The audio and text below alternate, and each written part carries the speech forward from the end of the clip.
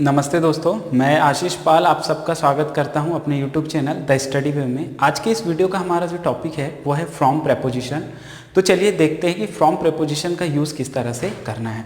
तो जो फ्रॉम का अर्थ होता है वो होता है हिंदी में से।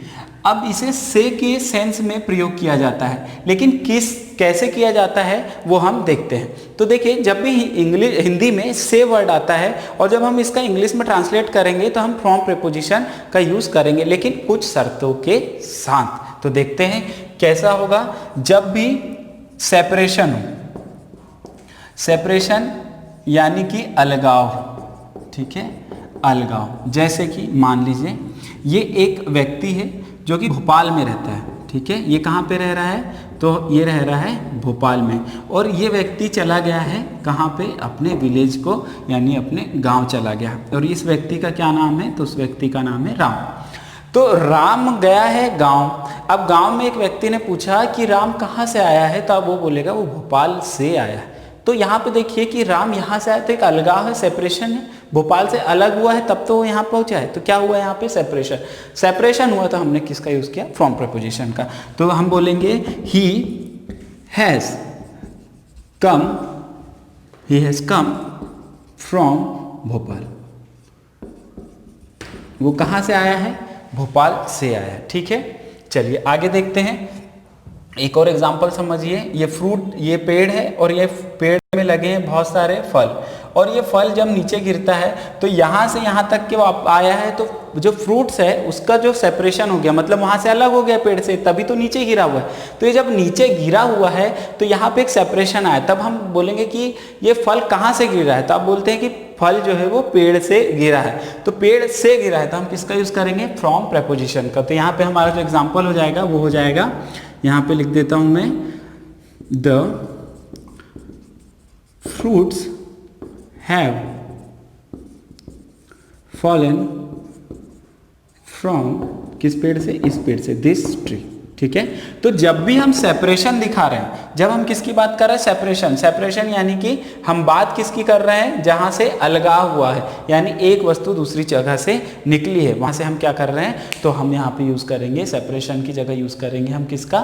फ्रॉम प्रेपोजिशन का, जब भी सेपरेशन की बात हो। चलिए अगला यूज देखते हैं। तो अगला यूज है फ्रॉम का, वो है से के सेंस में ही, लेकिन से के सेंस में किस तरह से कि जब भी, दूसरा जो यूज है, जब भी किसी वस्तु से दूसरी वस्तु का निर्माण हो, वस्तु का निर्माण हो, बहुत सारी ऐसी चीजें जिससे निर्माण होगा। तो देखिए उदाहरण के लिए देखिए, जैसे फर्नीचर इज मेड फ्रॉम, कैसे बनता है? तो वुड से बनता है। फर्नीचर कैसे बनता है? वुड से बनता है। दूसरा कर्ड यानी दही, कर्ड इज मेड फ्रॉम कैसे? तो मिल्क से, सिंपल है ना। कैसे बना? दही कैसे बनता है? तो दूध से बनता है। तो दूध एक अलग पदार्थ है और दही एक अलग पदार्थ, फर्नीचर एक अलग ही डिफरेंट चीज हो गई है और वुड अलग चीज। लकड़ी से फर्नीचर बना, तो किसी वस्तु से जब दूसरी वस्तु का निर्माण होगा, तो जब हम हिंदी में बोल रहे हैं कि फर्नीचर लकड़ी से बनता है, दही दूध से बनता है, तो जो से वर्ड आया है उसको, उसकी जगह जब हम इंग्लिश ट्रांसलेट कर रहे हैं तो हम फ्रॉम प्रेपोजिशन का यूज कर रहे हैं। तीसरा जो इसका यूज है, जो फ्रॉम है, वो दिखाता है ओरिजिन को। ओरिजिन मतलब कि स्रोत को। ओरिजिन यानी कि किसको बताता है? स्रोत को। तो ये स्रोत कहाँ, ये मतलब अगर मैं आपको एग्जांपल देना चाहूँ कि स्रोत का कैसा मतलब हुआ, तो हम बोलते हैं ये स्टोरी कहाँ से ली गई।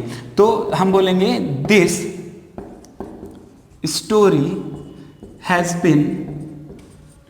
Been taken from Panchatantra. किससे ली गई है? पंचतंत्र से ली गई है। तो हमने बोला कि जब भी एक स्रोत बताएं, हम ओरिजिन बताएं कि ये कहाँ से ली गई है, तो आप बता रहे हो ये कहाँ से ली गई है स्टोरी, तो ये स्टोरी ली गई है पंचतंत्र से। हम बोल सकते हैं this story has been taken from Mahabharata, this story has been taken from Gita, इस तरह से। तो जब भी स्रोत या ओरिजिन की बात है और हिंदी में सेंटेंस बनाइएगा, जब भी से वर्ड आए फ्रॉम प्रेपोजिशन का यूज करिए। दूसरी बात जो सबसे इंपॉर्टेंट बात यह है कि हमारी हिंदी सही नहीं है इसलिए इंग्लिश सही नहीं होती है, क्योंकि हम लोग अलग ही मतलब, अब जैसे अगल है, अगल कोई सेंटेंस ही नहीं होता है, कोई वर्ड ही नहीं होता, अगल अलग बोलिए, अगल क्या होता है, कुछ नहीं होता। तो हम हमारी गांव की जो भाषा में बोलते हैं फिर उसी को बनाने का प्रयास करते हैं। हिंदी का अगर आप स्ट्रक्चरल फॉर्मूला लगाएं या स्ट्रक्चर अच्छा बनाएं तब जाके आपके इंग्लिश के सेंटेंस भी सही बनने लगेंगे। छोटे सेंटेंस बनाइए पर सही सेंटेंस बनाइए, ठीक है। तो यहाँ पे ओरिजिन की बात हो गई है। अब देखिए इसके साथ ही जब भी हम कॉज की बात करेंगे, कॉज की बात करेंगे मतलब हम कारण की बात करेंगे, ज़्यादातर बीमारियों में, तब हम फ्रॉम प्रेपोजिशन का यूज़ करेंगे। तो जैसे एप्लीकेशन लिखा ही है हमने बहुत बार, तो आई या आई हैव, जैसे I have been suffering, I have been suffering from fever. तो यहाँ पे हमने किसकी बात की है, कॉज की बात की, कि किससे पीड़ित है, तो बुखार से पीड़ित है। तो जब भी हम बात कर रहे हैं कि वो बुखार से पीड़ित है तो हम यहाँ पे लगा दिया है हमने क्या, तो हमने यहाँ पे लगाया है I have been suffering from fever. तो बुखार से पीड़ित है, तो ये बुखार क्या है, कॉज है, कारण, जिसके कारण उसकी तबीयत ठीक नहीं है, तो हमने यहाँ पे लगाया फ्रॉम प्रेपोजिशन, ठीक है। तो आप समझ गए होंगे फ्रॉम का यूज कहाँ करना है, सेपरेशन की जगह जहाँ पे अलगाव हो रहा है से के सेंस में। दूसरा, जब एक वस्तु से दूसरी वस्तु बनाई जा रही है, हिंदी में से सेंटेंस आ रहा है, से वर्ड आ रहा है, फ्रॉम प्रेपोजिशन लगाइए। तीसरा, एक कॉज बता रहा है, कारण बता रहा है, अगर हिंदी में से आ रहा है तो इंग्लिश का सेंटेंस बनाते हुए आपको क्या लिखना है, तो आपको फ्रॉम प्रेपोजिशन का यूज करना है। तो मुझे उम्मीद है दोस्तों कि आपको ये वीडियो में बताई गई बातें समझ में आई होगी और आप अच्छे से घर पे पढ़ रहे होंगे। आपका ये वीडियो देखने के लिए बहुत बहुत धन्यवाद।